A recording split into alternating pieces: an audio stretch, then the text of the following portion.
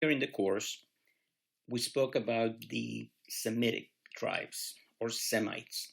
And I explained that the term Semitic refers to people who speak a Semitic language.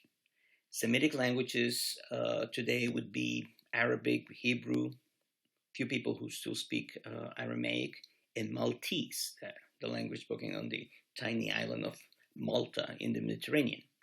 In ancient times, there were dozens of Semitic languages. And we use the term Semitic to describe a group of people because it is the one thing that we know they had in common. It doesn't necessarily mean that they belong to the same ethnicity, although in early times, language and ethnicity did come together. Today is very different.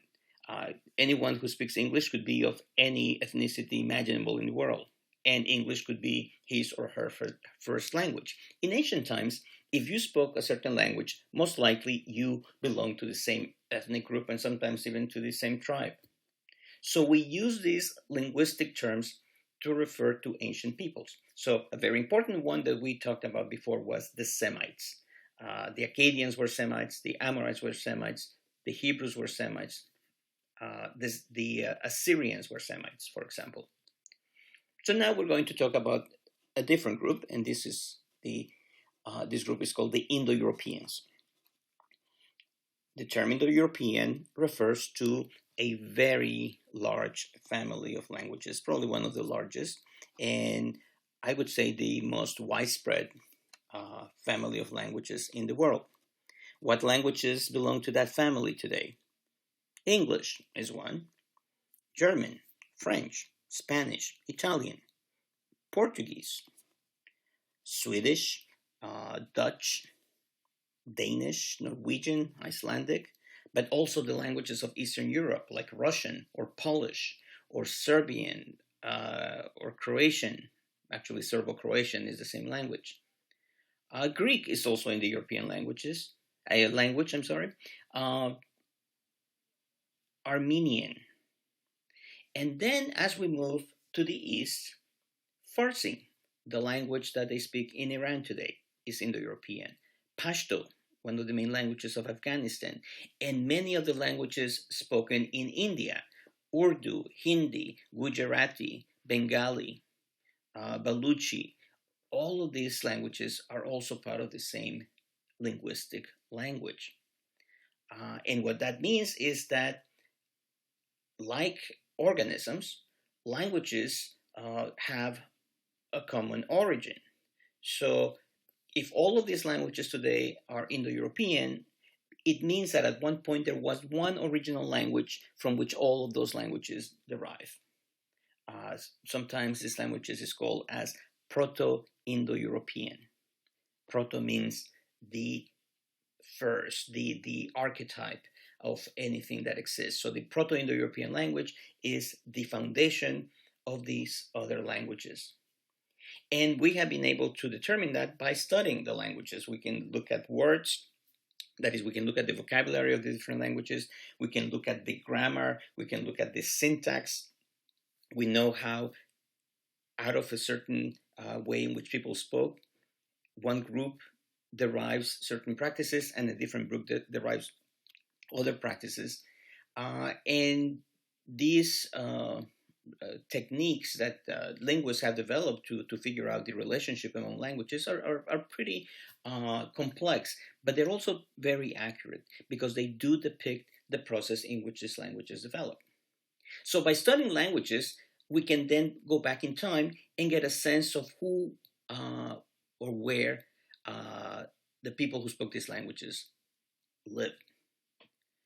So one of the big quests of history in the 19th century was to figure out who were these Indo-Europeans, who were the original source of all of those languages that are spoken now in the world, from India to Ireland, and of course through the colonization of the world throughout the Americas and places like Australia or South Africa or Nigeria, for example.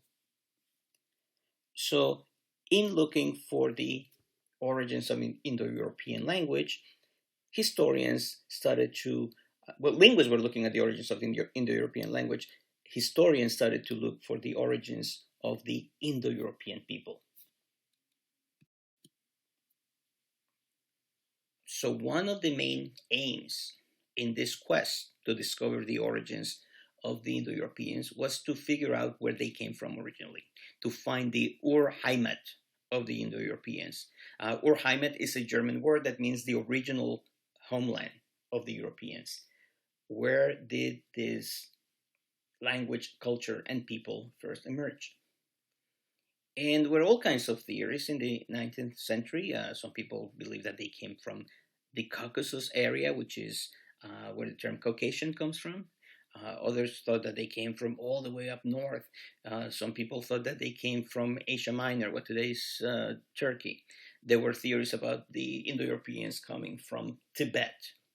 And there were even explorers who went to these different places trying to find proof that this is where the Indo-European people emerged. And of course, along with these ideas came also some other ideas that were not scientific. The notion that the Indo-Europeans, or Aryans as they were called sometimes, were a pure race, a race that had not been contaminated with anyone else. And when I use the term contaminated, that's not my term. That is the term that some of these people use. And unfortunately, that concept of pure races is going to have very, very negative consequences later on in history. This is why it is important to look at the origins of certain ideas. And we have to realize that even though a lot of these thinkers did not have any sort of evil purpose in mind, their ideas were translated eventually into ideologies and beliefs that had tragic consequences for humanity. But of course, this is not what we're studying now. What we're studying is the origins of the actual Indo-European people, and they did exist. There was a group of people who originally developed a language from which all of those languages that I mentioned before come.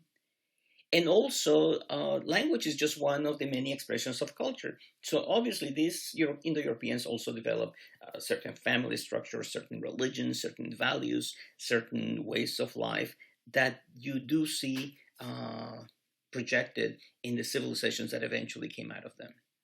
So according to the consensus that is most historians and anthropologists and linguists today believe that the Urheimat, the original home of the Indo-European people, was located in what is called the Pontic Steppe, around 4000 BC. That is some 6,000 years ago. And as you can see in this map, the purple section shows what the Pontic Steppe is.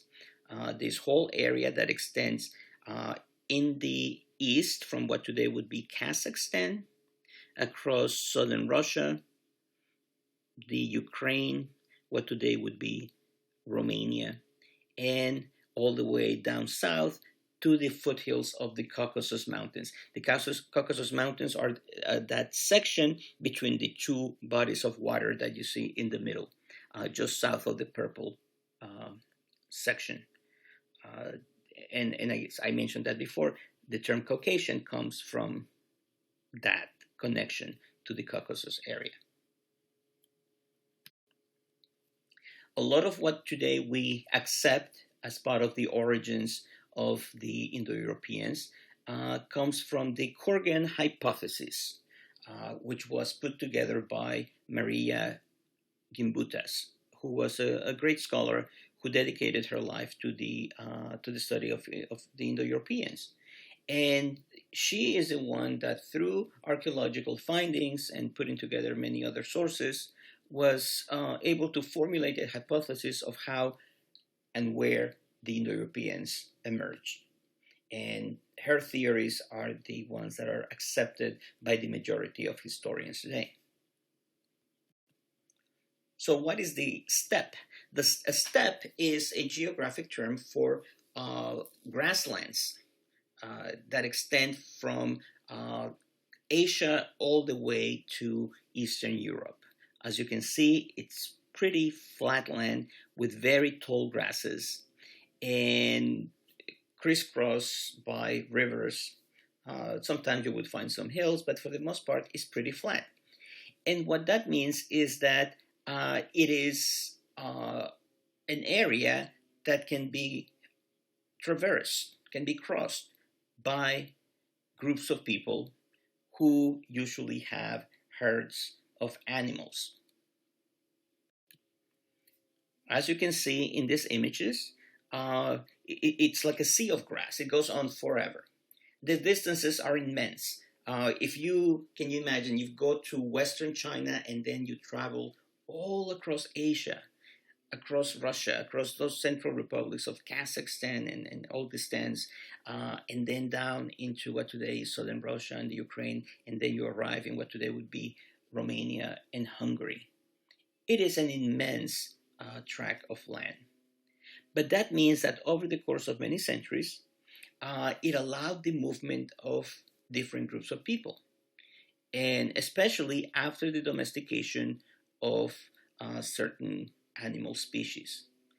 This became the perfect ground for the development of nomadic societies. And these societies are going to play an extremely important role in the future of humanity. They may seem to exist on the periphery of the great civilizations, but they had a profound effect on those civilizations. Whether we talk about China or India or the Middle East or Europe, the inhabitants of the steppes, of the Asian steppe, at different points in history had a crucial role in historical developments that took place there. Now, Maria Gimbutas's theory is called the Kurgan hypothesis. A kurgan is a mound on the flat steppe. If you looked at the previous images, the steppe is very flat. So when you see a mound like this, most likely this mound is man-made, and this is what Maria Gimbutas and other archaeologists figure out. These kurgans were actually tombs. Some of the peoples who lived there would bury their leaders mostly in these tombs. And what archaeologists found here were not only the human remains of those people, but also gifts of gold, weapons, horses, and chariots. You find kurgans mainly in what today is southern Ukraine and southern Russia, but this type of tomb, this practice extends all the way to what today is Western China. So it seems that these peoples who live over very, very long distances eventually adopted a similar practice in terms of the burial of their dead. And there are many elements that you can identify with this culture. It's definitely a warrior society. It's a society that is mobile because they have horses, and of course they have invented and developed these chariots that are used for war. The fact that you have weapons as gifts shows that this is a big part of the identity of those people who were buried there. And it is by studying these kurgans, these mounds, that Gimbutas and others formulated this theory that a lot of the material evidence found in these places seems to be the origin of objects found in other areas of the world. And therefore, it is from this point that that culture must have emerged. The first identifiable culture that involves the Indo-Europeans is what we call the Yamnaya culture. Between 3300 and 2600 BC, in this area that you see, which is just above the Caucasus, right? You see the Black Sea, the Caspian Sea, the area in the middle is the Caucasus region. The early Yamnaya or Yamna people settled or developed north of that. at the convergence of all of those rivers that you see there, the Don, the Volga River. And this is the original place where the Indo-European culture, the Indo-European language most likely developed. These people were nomadic, but we also know that they practiced some agriculture. And this is interesting because there was this notion that people go through stages, right? You go from hunting gathering to pastoralist, which is when you have animals and you have flocks of animals that you move from place to place. And finally, you have agriculture. And what we have discovered today through archaeology, but also by observing some societies that still are untouched by modernity, what we discover is that sometimes that evolution is not straight, and we cannot even probably call it an evolution in some senses. That people who are hunter-gatherers sometimes become pastoralists, but once they become pastoralists, they do not abandon the hunting and gathering. We've also learned that there is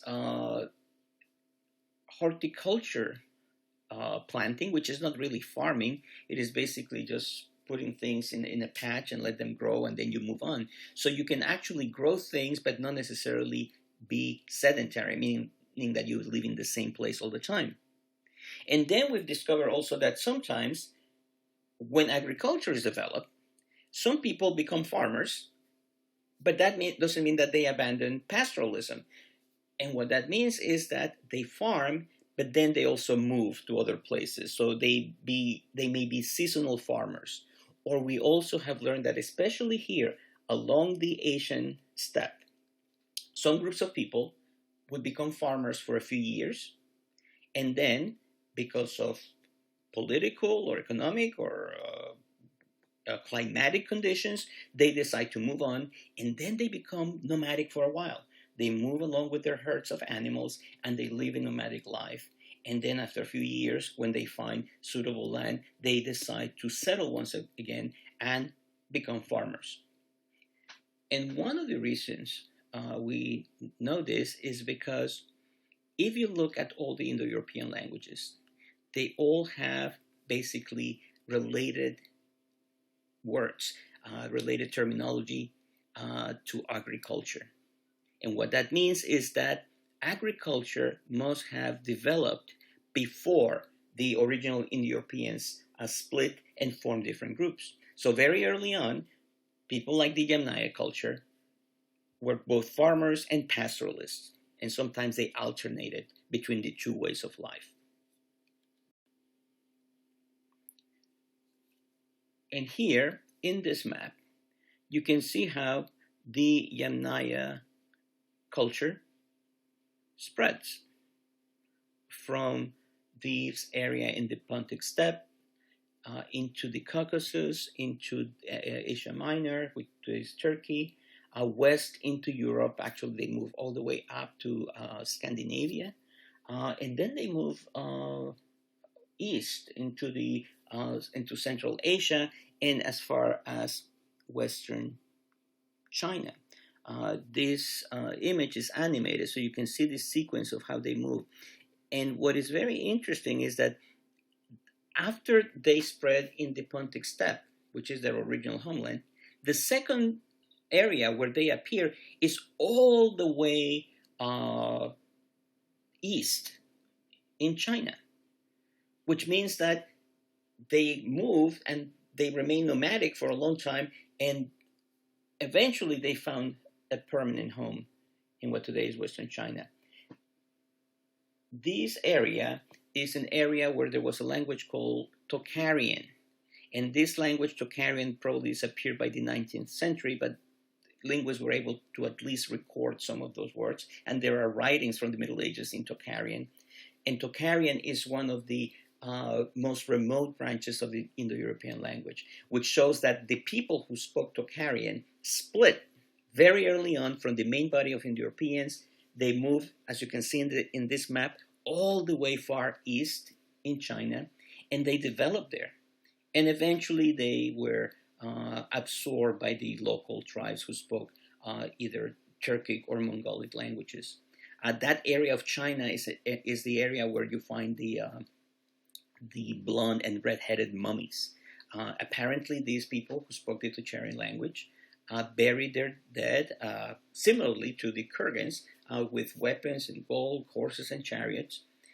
And because of the dryness of the desert, the bodies never decomposed. They became mummified naturally. So when archaeologists found them, they discovered them, I wouldn't call them intact, but they still have, they're relatively well preserved. And you can see that many of them were blonde and red-headed. So it gives you a sense of how some of these people may have looked like at one point. In addition to language, archaeologists use material remains to make connections among culture. And here you have two examples of that. You have something called corded ware and axes. On the left, you can see this pottery that has a peculiar form of decoration, which seems that it was made with cords, and that's why it's called corded ware. Pottery is created for practical uses, for cooking, for storage, for carrying water. But of course, people who make them have their own techniques. They improve upon the practicality of the object, and sometimes they want to make them pretty. And this is where archaeologists look at to find patterns, right? Because if a certain type of pottery shows this similar patterns of decoration, it means that the people who produce them are either the same people or were connected to the original creator of that design. So by looking at the spread of corded ware, we can figure out how the Indo-Europeans spread, because this is something that we first see among the Yamnaya. This is the way that they make their pottery. Quite distinctive. They also produce these axes. These axes are not made of metal, they're made of stone. Their axes existed everywhere in the world. Different civilizations produce different forms of axes. These ones have a peculiar style. So you can imagine how originally the people who developed these axes figure out that this is what works best for them. These axes are used for both work and war. So when we think about these early Yamnaya, these early Indo-Europeans fighting, these are the things that they're holding. You have a stick, you put it inside, and it is a pretty lethal weapon. Very, very powerful. And not easy to produce. It takes a lot of skill to produce one of these axes. So when you see these axes in other places, what does that mean? Either that the people who first produced them moved there, or they were traded for other things, or that eventually the people who met the original makers of this learned the technique from them. But what it shows is that there's obviously either movement of people or contact between peoples. In this map, we can see in yellow the first area of settlement of the Yamna or Yamnaya people. And then you see that corded ware, that is that pottery that I showed you before. We can see that spreading all along what today would be Germany, Poland, and parts of Russia, through the area that is red. So you see that there's corded ware also in Scandinavia. And then there's that section that says globular amphora. Global amphora are these containers made of pottery, ceramic, that were used for storing grain. Globular amphora was typical of Central Europe. So what that means is that the Yamna had contact with whoever produced the globular amphora, but as they moved west, they brought with them their style of pottery, which is corded ware. In addition to the archaeological and linguistic evidence, these days we count with the evidence of DNA. And what we have discovered is about the early Indo-Europeans, and specifically the Yamnaya, and their spread is interesting. In this map, you can see how from the Pontic steppe, they moved down into what today would be probably Romania, into Central Europe, up into what today would be the Netherlands, eventually Britain, and then down into what would be northern Spain. Those are the blue lines. The red lines reflect the movement of a people called the Bell-Beaker culture because of the type of pottery that they produce. And what happens here is that when you look at human remains of that period, what you can see is that there is a population replacement. The people who originally lived there, who had lived there for many generations, thousands of years in Central and Northern Europe and Britain, for example, their DNA does not appear in the record except for the mitochondrial DNA. Mitochondrial DNA is part of the DNA that doesn't change generation after generation, and therefore allows geneticists to trace the origins of certain people. The thing about mitochondrial DNA, however, is that it's only transmitted through the female line. On the male line, the Y chromosome is the one that doesn't change. And sometimes there are mutations, and the mutations allow you to become markers, and through that you can actually trace the origins of the movements of people. So this is what they found out. By looking at the Y chromosome DNA, that is the male genetic inheritance of the people of Central Northern Europe and Britain, you can see that there's no evidence, very little, almost no evidence of male Y chromosome DNA coming from the original inhabitants, the pre-Yamnaya people. However, when you look at mitochondrial DNA, that is the DNA found unchanged in females, you do see traces of both Yamnaya women who lived thousands of years ago, and also pre-Yamnaya people, that is the women who were part of the original population.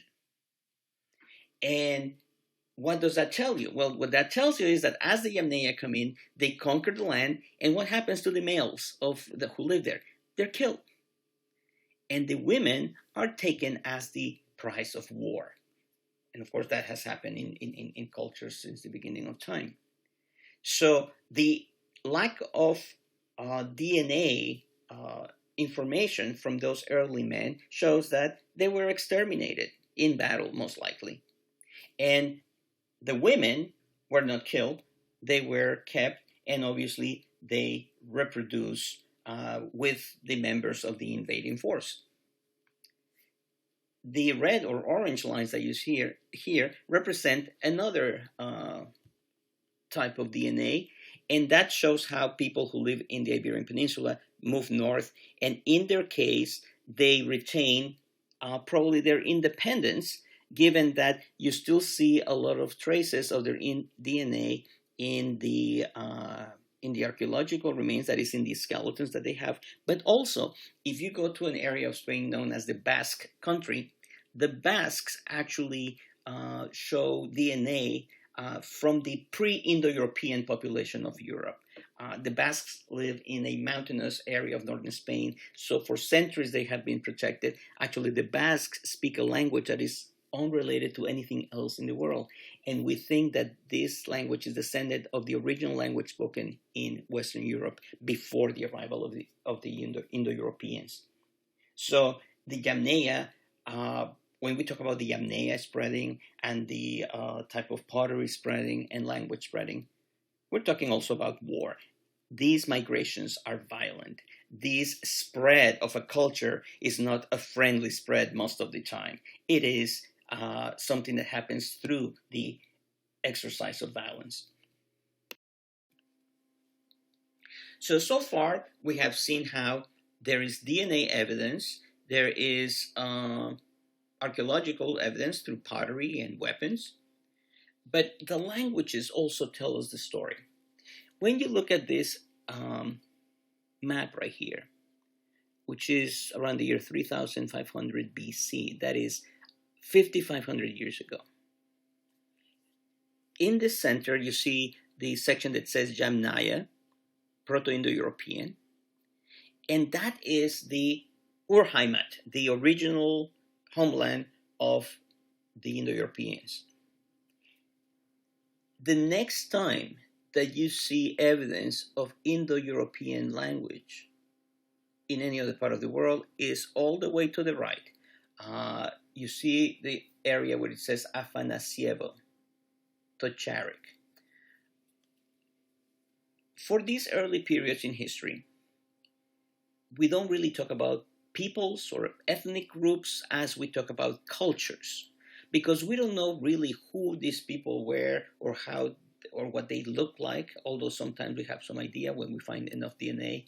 For example, archaeologists found the body of a woman in Scandinavia, and they found enough DNA to figure out many things about her. And one of the things that they found was that she was blonde, she had blue eyes, but had very dark skin, which is really interesting, right? Because usually you don't associate those two together.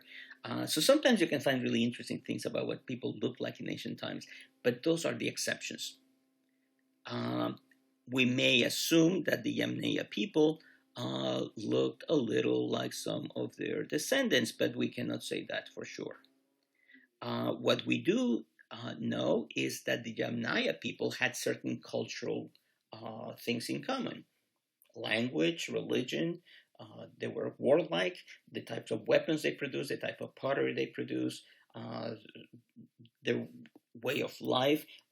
That's what we call them a culture.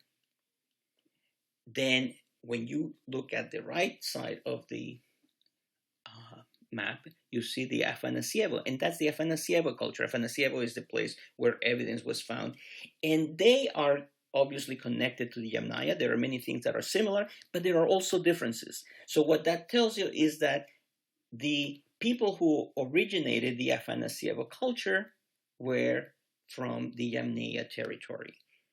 They moved, they settled there. And the other element that we see here is that this is the area where the Tocharik or Toharic language was spoken up until the 19th century. For thousands of years, there were people there who called themselves by different names, but what they had in common is that they spoke a Tocharic language. And there were a few of them. These languages eventually were written when they borrow writing systems from other cultures. So we know a lot about these languages, and we know that the Tocharic language separated from the rest of European languages very early. And when you look at this map, it's really interesting because you see red in the center and red in the right. So what happens in the middle? Well, we know that the people who spoke Tocharic must have crossed that area. What that means is that either they remained there, they just crossed that area, they remained there for a very short period of time, or when they were there, they were completely annihilated and there are no archaeological remains of their presence there. Most historians believe that a section of this Yamnaya culture decided to migrate to the east, and they remain nomadic for a long time, and that's why there's no evidence of them in the middle. And it's only until they settle all the way in the east, what today would be Western China, that we start to see archaeological evidence of who they were. As you can see in this map from 3000 BC, the languages are now moving west, meaning that the Indo-Europeans, the Yamnaya, are moving south and west, and as they move, the original language that they spoke is changing. So, for example, you can see on the left, it says Proto-Germanic. What does that mean? That this is the first area where the language that is the ancestor of modern German began to develop. So whatever the Yamnaya spoke, which by the way we don't know because there are no remnants of that's before writing, so we have no idea. I shouldn't say we have no idea. We just have a hint as to what language that language was like. But it's very, very hard to reconstruct a language that existed so far away, so far in the past from the languages that we have today. But you can see that by this time, 3000 BC, in that area, what today would be, I guess, Moldavia, Ukraine, Romania, a branch of these people is already changing the language into something that one day will become German.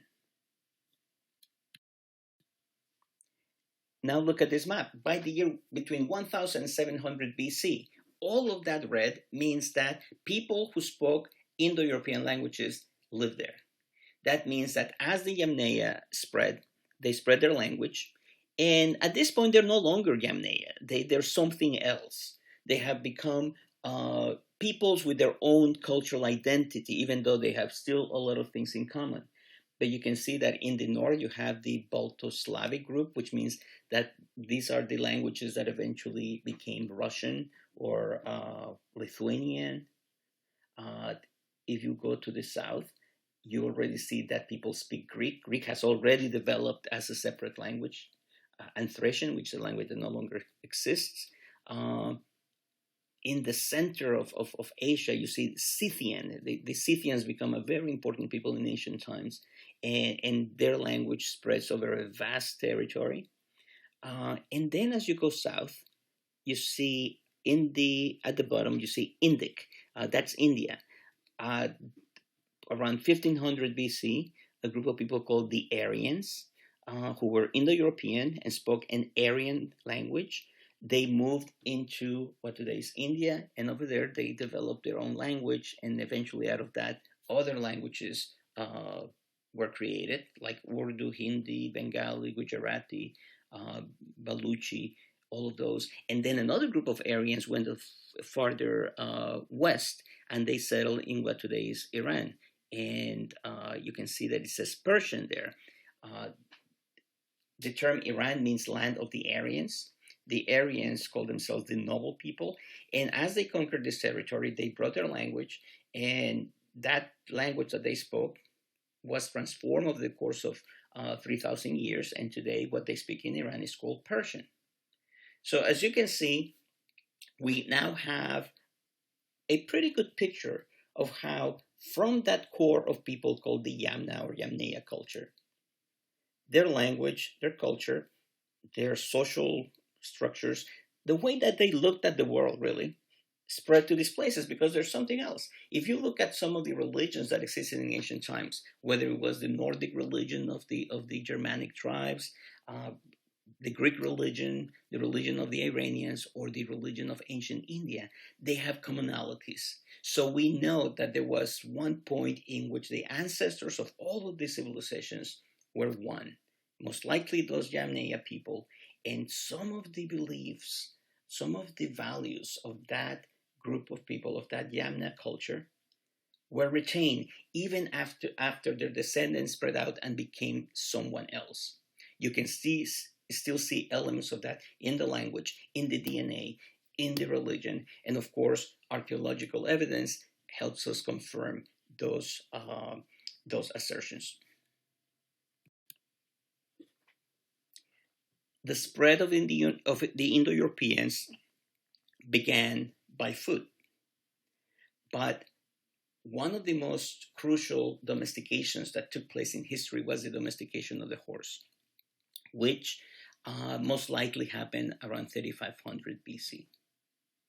Horses existed throughout this Asian steppe, and this is probably what those early horses looked like. And this reconstruction of this horse comes from not only from archaeology, but also from examining the DNA of modern horses.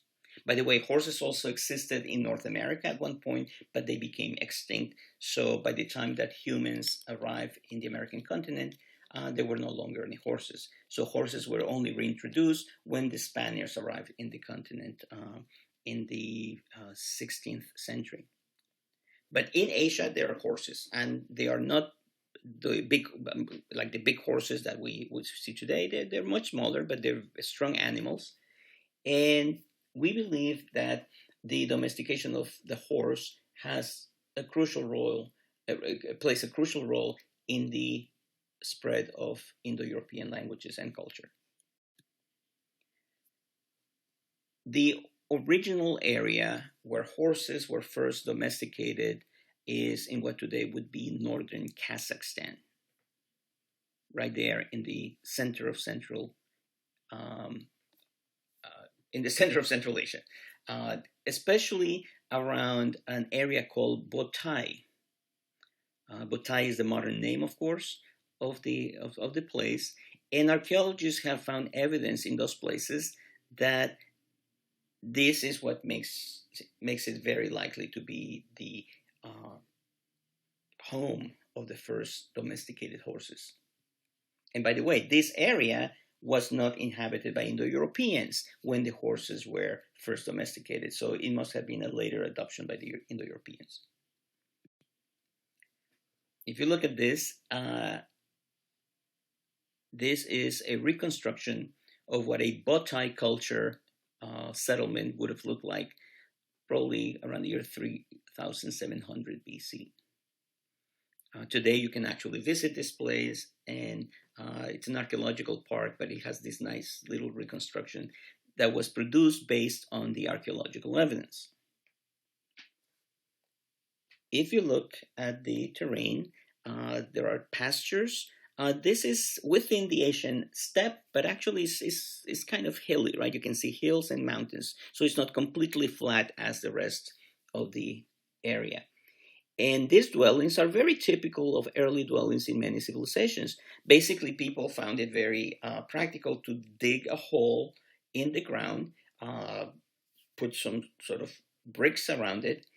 So if you're standing, probably that wall gets to your is the height of your waist, and then you finish the dwelling by putting these thatch roofs, sometimes with mud. And and there's usually a hole on the top, so you can do some cooking inside, but also serves for heating. It gets very cold in this area. What is very peculiar about this settlement is what you see on the right. It's a corral, and it is evident that this is a structure created to keep animals inside. We know that sheep and goats had already been domesticated. Cows were domesticated later, but this is not cattle land. The people of this area did not raise cattle. I'm sorry. There is a lot of evidence, however, of horses, and the horses that they had there were not used to ride. They were used as meat.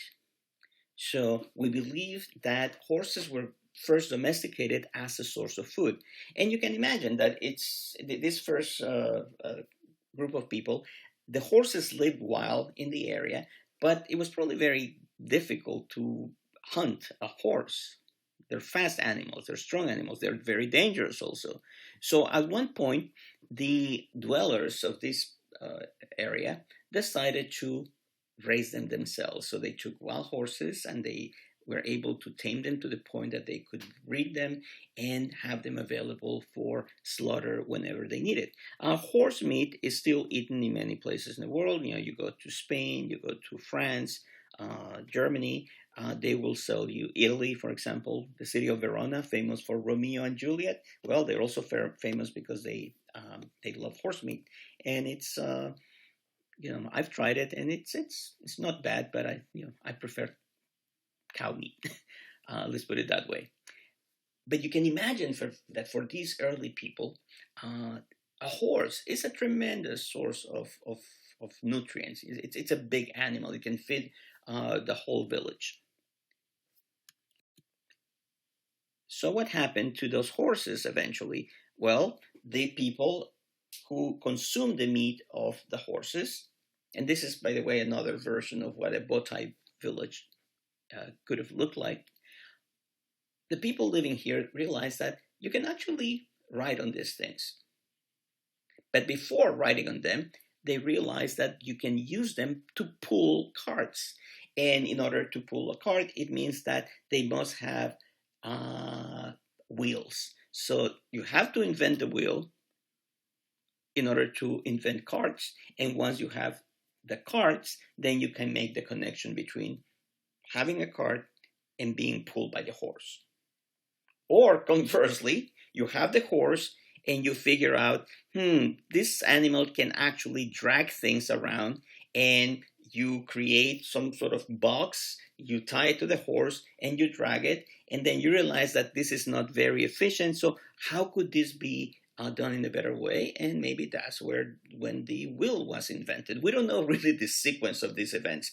Like they say, what came first, the egg or the chicken? Well, what came first, the wheel or the horse? Well, obviously the horse, but did the wheel come as a consequence of having domesticated horses, or the wheel existed and then these people figure out how to combine that with the horses? We don't know. What we do know is that once this connection is made, it changes things, because they start to breed these animals not for food but for transportation. Plus, there's another advantage in horses. Horses are mammals, so mares produce milk. Mare milk is still very common to drink in Central Asia, in Mongolia, for example. So right here, we have two digital reproductions of what those early horses would have looked like. Those, by the way, are the wild horses that were domesticated and became the ancestors of every type of breed of modern horse.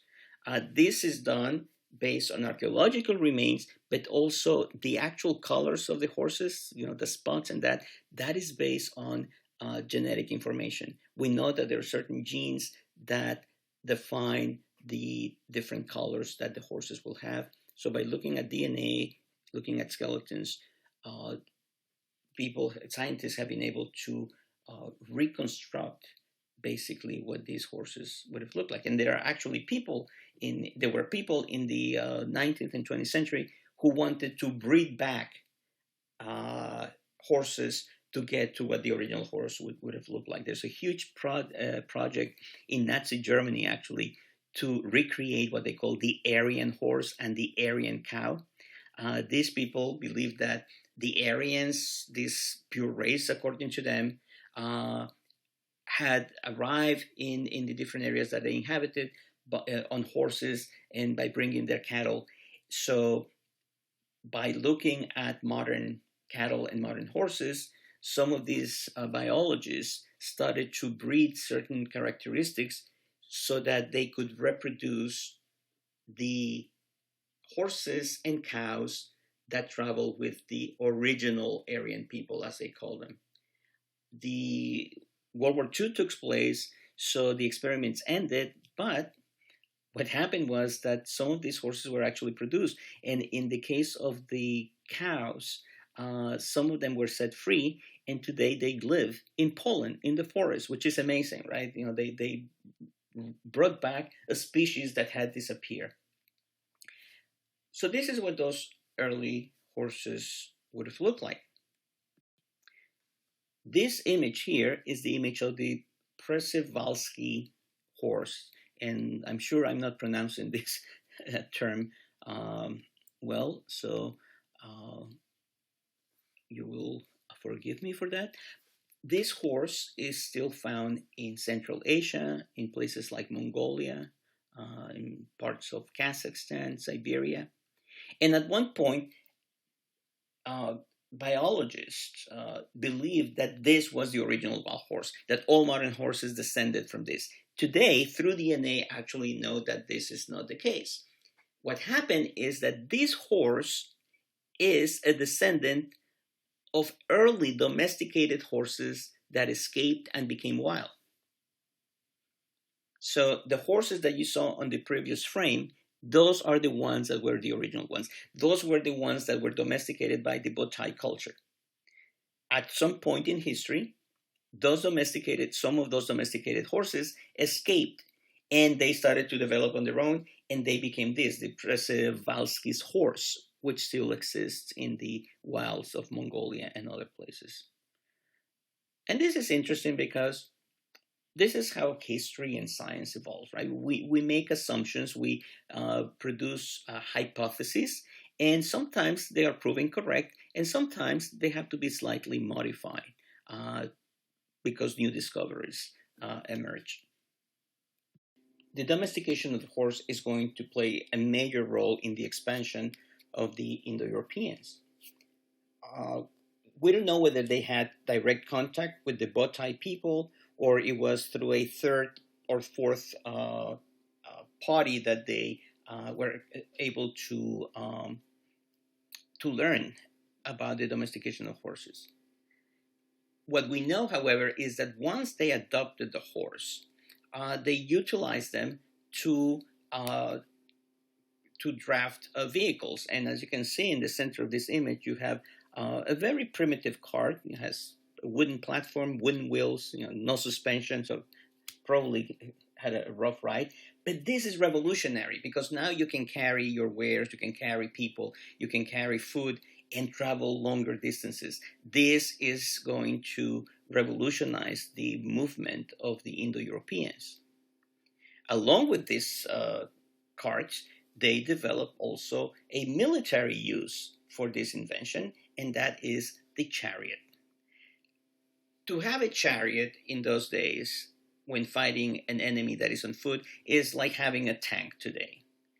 Uh, just imagine how one of these vehicles that is being hauled by one or two horses going at a certain speed on the battlefield. Uh, if you're trampled by one of those things, you're seriously injured or killed. But of course, that's not the only danger.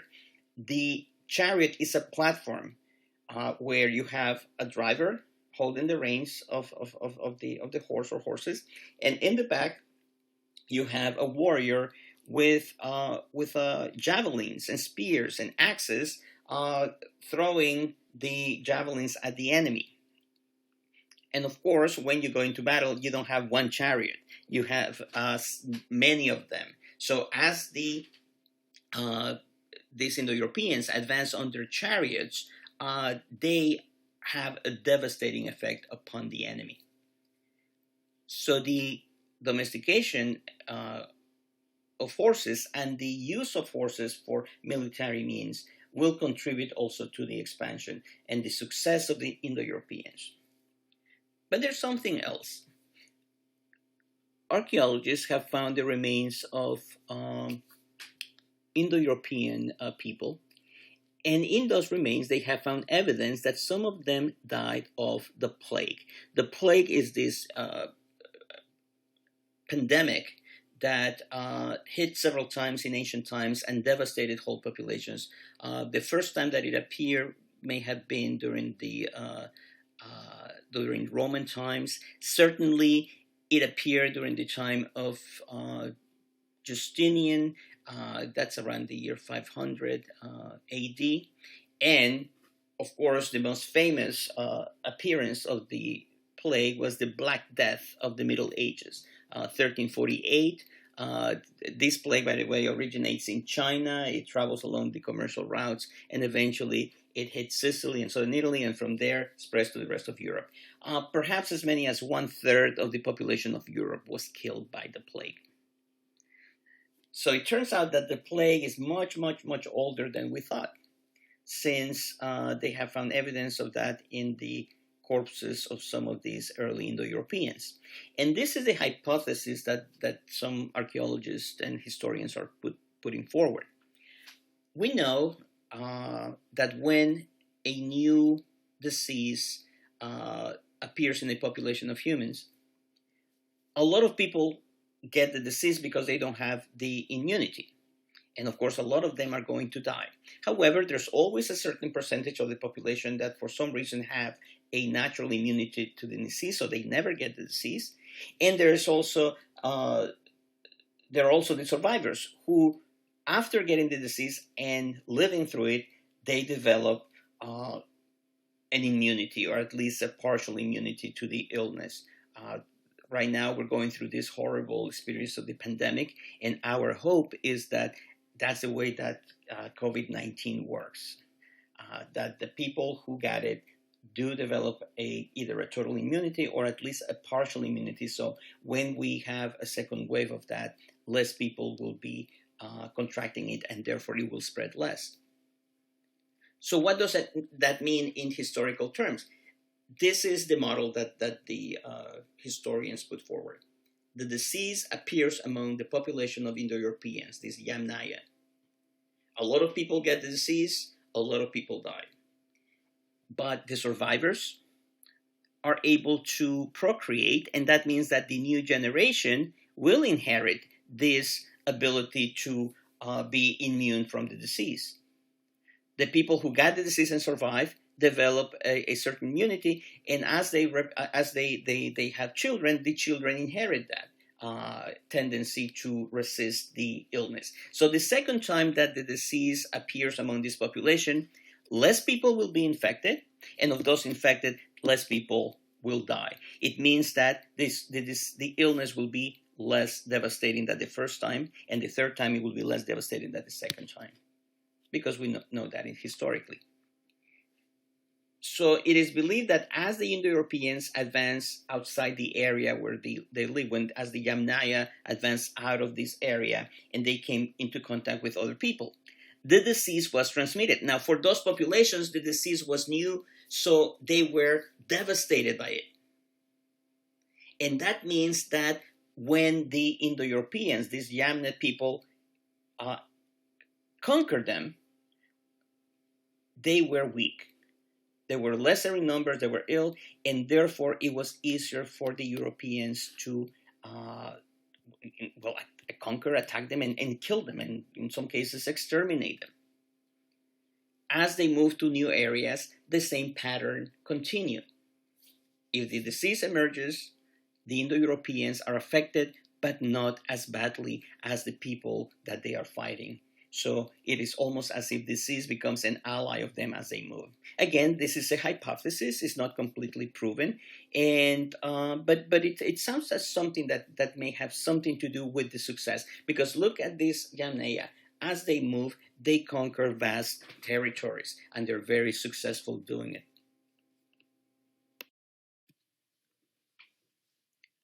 This map shows the extent to which the chariot technology was spread. So you can see that around the year 1800, the use of the chariot has spread from that little dot, the red dot in the center, to what today would be Tajikistan, Afghanistan, northern Iran. By 1500, it had reached Asia Minor. Actually, later, it reaches Greece by 1300. By 1300, it's also in northern Germany and Scandinavia. It had reached China by 1600. A little late, like 600, it reaches southern and western France, and by 500, it reaches Britain. The spread, and by 1500, it also reached Egypt. So that means that in some cases, it is the Indo-Europeans who are spreading, but in other cases, it is only the technology. Obviously, in China, you don't have Indo-Europeans, but the western part of China was an area where the Chinese were in contact with the Europeans and learned the technology to first domesticate the horse and then to produce chariots to be utilized in war. The spread of chariots matches DNA evidence, it matches the linguistic evidence. So you have all of those things that confirm the spread of the Indo-Europeans.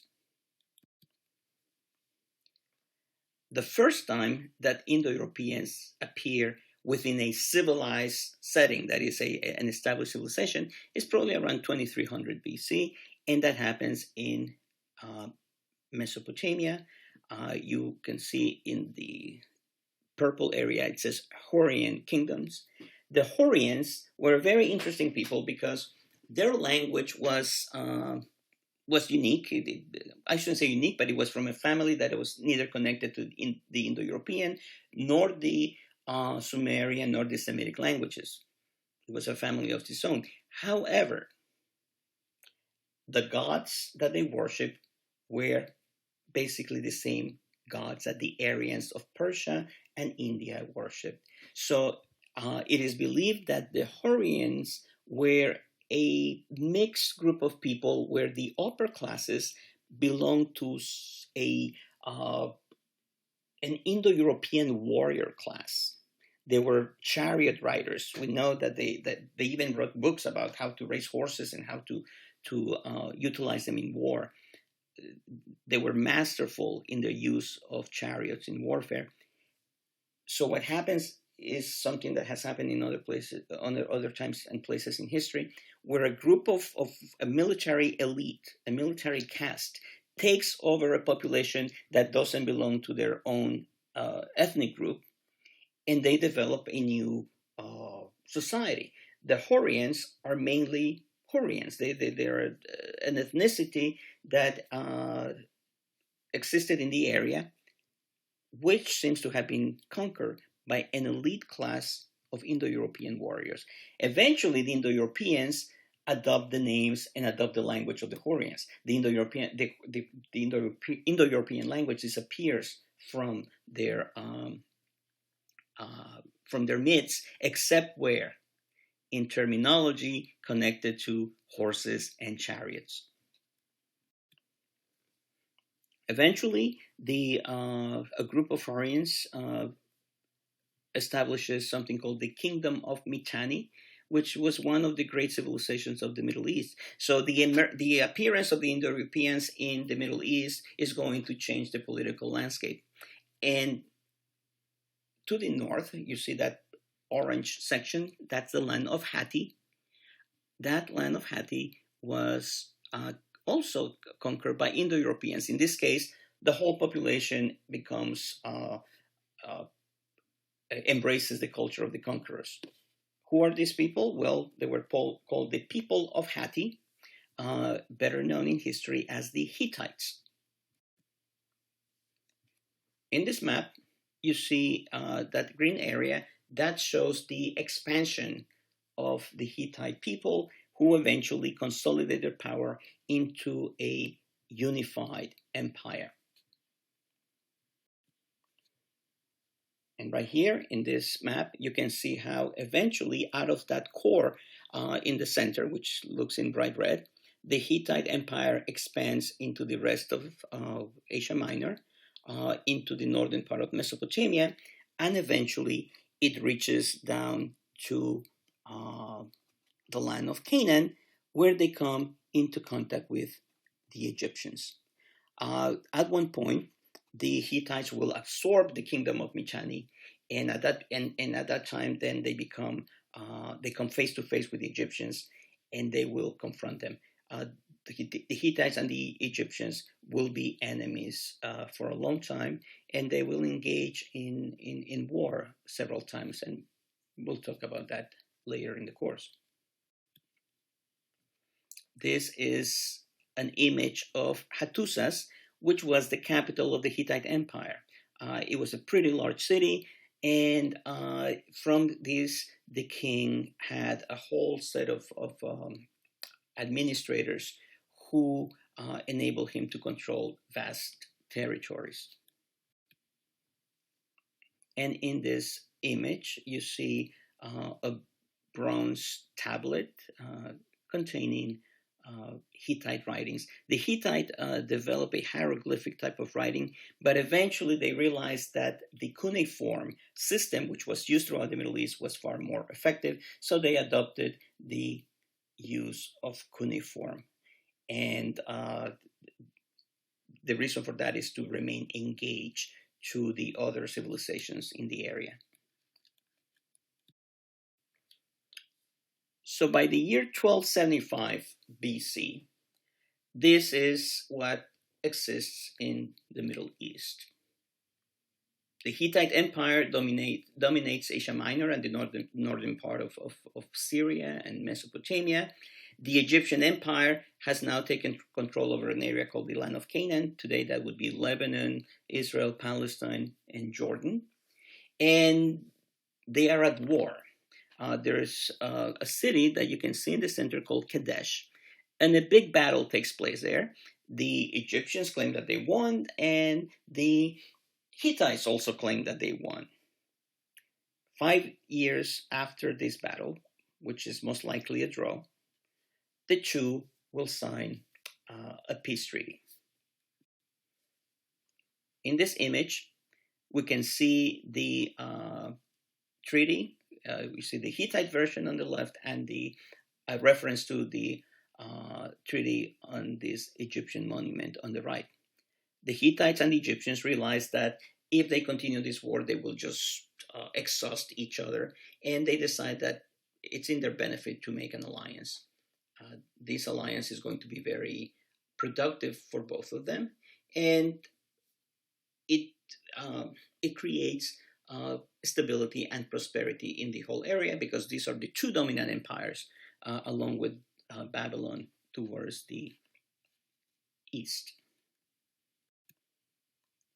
This era of prosperity comes to an end when the Sea Peoples invade. The Sea Peoples are these groups of, well, they come by sea, that's why they call the Sea Peoples. They come from the east and the north. We don't know exactly who they were.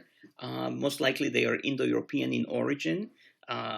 Some of them some historians have identified them with the islands of Sardinia and Sicily, with some of the populations of the Greek islands, or perhaps the coast of Asia Minor. It's probably a combination of this. Around the year 1200 BC, you start to see references to them in the Egyptian sources. They attack commerce. Sometimes they launch raids against Egypt on land. They attack the Hittites, and they disappear. The problem with the Sea Peoples is that they're not one people. They don't have one king. They don't have a unified system of government. You can defeat one of them today, and 2 years later, there's a new group. The Egyptians called them Sea Peoples because they didn't know where they were from exactly. How do you fight an enemy whose origins you don't know? How do you fight an enemy that doesn't have a centralized power? The Sea Peoples are going to have a devastating effect on the civilizations of the Middle East.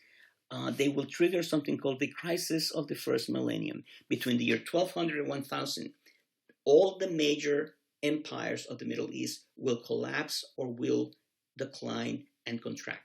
Why? Because the Sea Peoples force them to exhaust their resources. The Sea Peoples create a sense of uncertainty. They force a decline in trade. The Hittite Empire cannot sustain this. Eventually, the Sea Peoples stop coming back, but new groups have now taken advantage of the weakness of the Egyptians and the Hittites, and they basically sweep through the area. And it creates a very critical point in the history of the Middle East. So the Sea Peoples are a very interesting group because they appear out of nowhere. They create havoc. They create a crisis, and then they disappear. Their descendants may have been the people who eventually settled in Sicily or Corsica or Sardinia, or maybe some of the Greek islands. We know one group called the Pelashet that made a pact with the Egyptians, and they settled in the land of Canaan, and that area eventually came to be known as Philistia, and from Philistia to Palestine. So the name of Palestine is linked to one of the different Sea Peoples. But remember, the Sea Peoples were not one, there were many. So even if the Egyptians could make a pact with one of them, there were still more of those. So the relentless attacks of the Sea Peoples create a crisis that eventually leads to the collapse of major empires, not only in the Middle East, but also the Eastern Mediterranean. And we'll see what happens after that, what emerges after this crisis.